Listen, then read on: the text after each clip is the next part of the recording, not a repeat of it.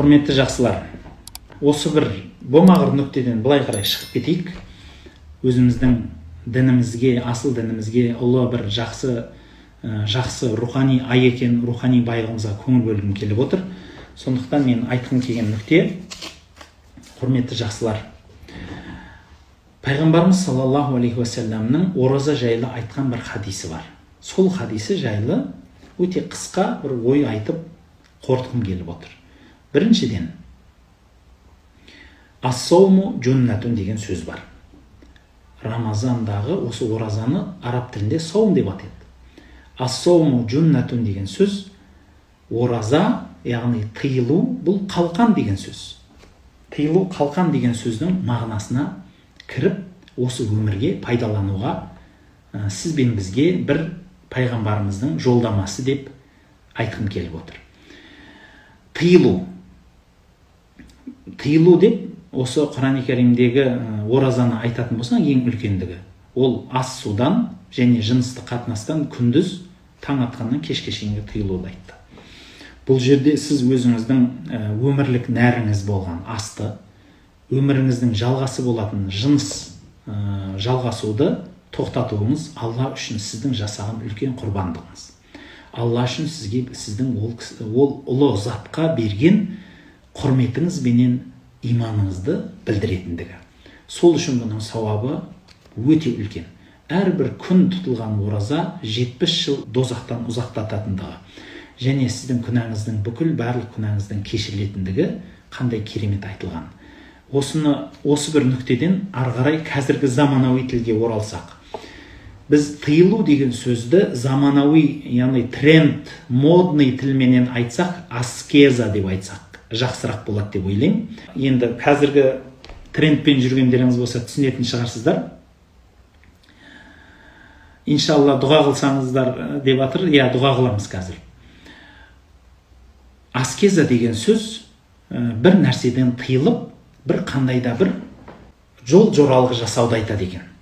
Бұл біздің қазіргі өмірімізге буддизмнан, заманның, мынау қазіргі психология, современный дейді ғой, заманауи психологияның астында бүркеншікпенен кіріп келе жатыр.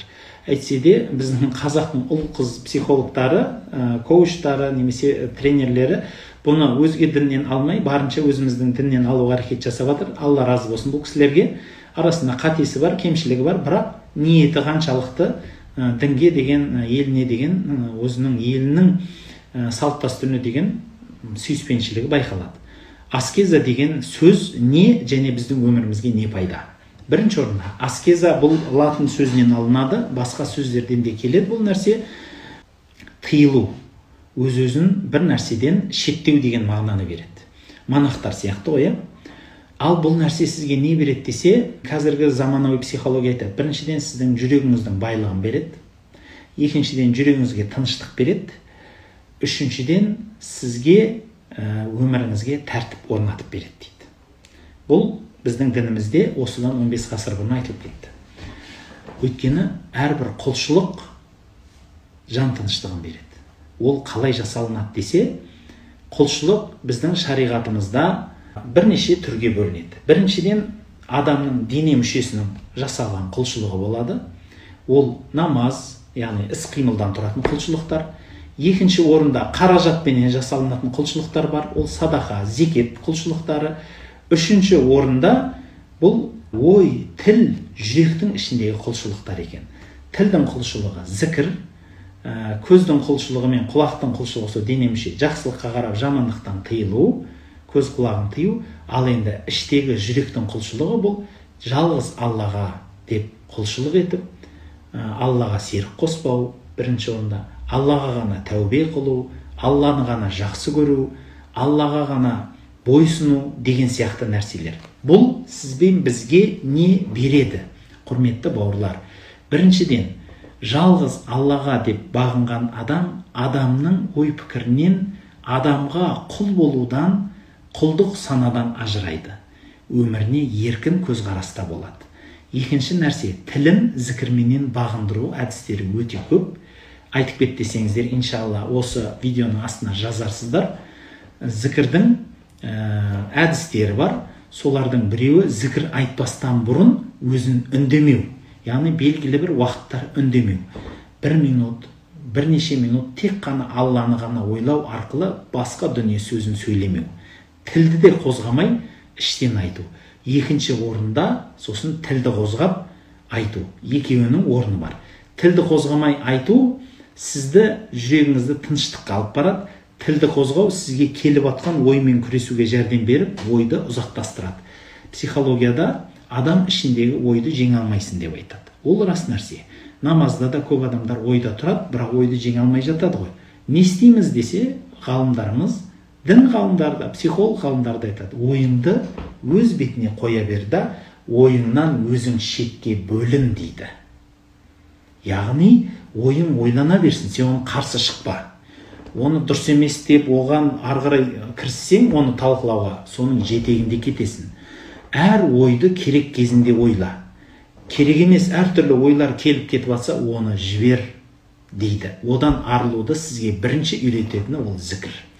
Ла илаха иллалла, пайғамбарға салауат айту, субханалла деу, басқа зікірлерді айту, сіздің тіліңізге ғана көңіл бөліп, айтып атқан сөзіңізге көңіл бөлу арқылы ойдан арылу болады.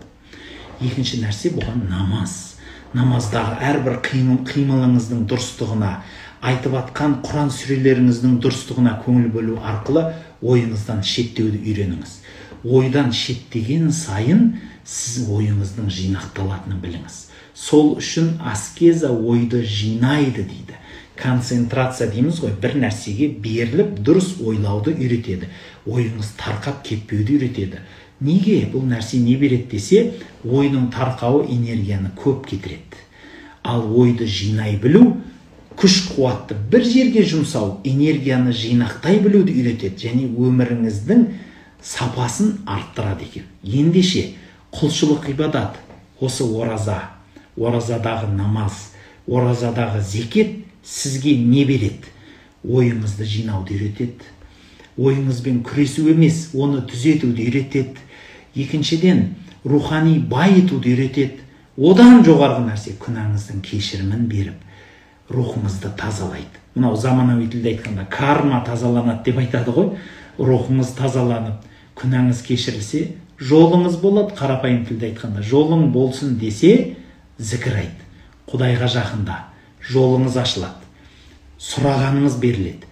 Және тағы бір нәрсе, осы құлшылық ибадат арқылы сіз өміріңізді сапаландырасыз. Сондықтан намазды дұрыс оқуды үйреніңіз. Және оны маман адамға тапсырыңыз. Және сол намазда қайда көңіл бөлу керек, қай жерге қарап тұру керек деген нүктелерді сұрап алып, соны орындауға әрекет жасаңыз.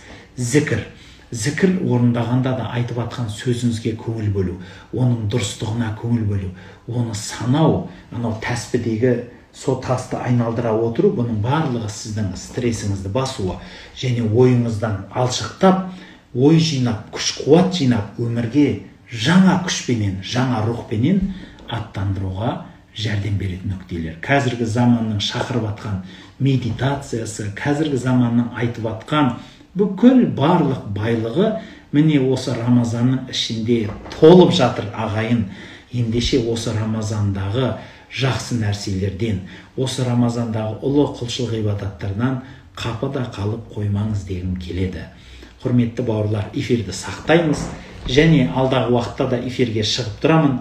Жақсы сұрақтарыңыз болса, осы эфирдің астына жазыңыздар, бөлісіңіздер эфирменен.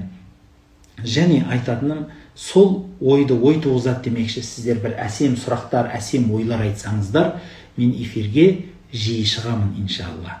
Соныменен дұға қылайық, арамызда дұға қылып атқан азаматтары бар екен, баршамызға да дұға қылсақ, дұғаменен аяқтасақ деймін. Бисмиллахиррахманиррахим. Уа Аллахым, барлық біліп білмеген үлкенде кішіде күнәларымызды кешіргейсін. Дерт сырқат науқастарымызға шипа бергейсін. Дүниеден өткен мұсылмандарды жарылқа қайсын. Раббым Аллахым, осы Рамазанның ұлылығы менен өзіміздің басымыздан өткен біліп те білмеген де күнәларымызды кешіріп, өзіміздің ата-аналарымызды шүкір етушілерден қылғайсын. Раббым Аллахым, осы жасап атқан құлшылықтарымыз екі дүниеде серігіміз еткейсін. Жасап атқан құлшылықтарымыз арқылы рухымызды бай, жанымызды сергек, денімізді сау қыл, екі дүниеміздің бақытын бер. дүниедегі барлық осы дүниенің жақсылықтарын және ақыреттің жақсылықтарынан құр қол қалудан бізді сақтағайсың. Аллахым, бүкіл өзінің тұлымын ұстаған жаманшылықтың бәрінен пана қылғайсың. Елімізге тыныштық бер, жұртымызға амандық бер, басында қайғы, қасірет, қиыншылықтар болып жатқан азаматтарымызға жеңілдік бер, ауырып, науқастанып жатқан азаматтарымызға шипа бергейсің. Аллахым, осы ұлы мейірім айы, ұлы кешірім айы, ұлы дозақтан құтылатын айдан қапы қалып қоймай, сенің мейіріміңе, сенің кешіріміңе қалудан және дозақтан құтылудан нәсіп еткейсін. Аллахумма салли аля Мухаммадин ва алейхи ва сахбихи ва саллим би рахматика я архамар рахимин. Ассаламу алейкум ва рахматуллахи ва баракатух.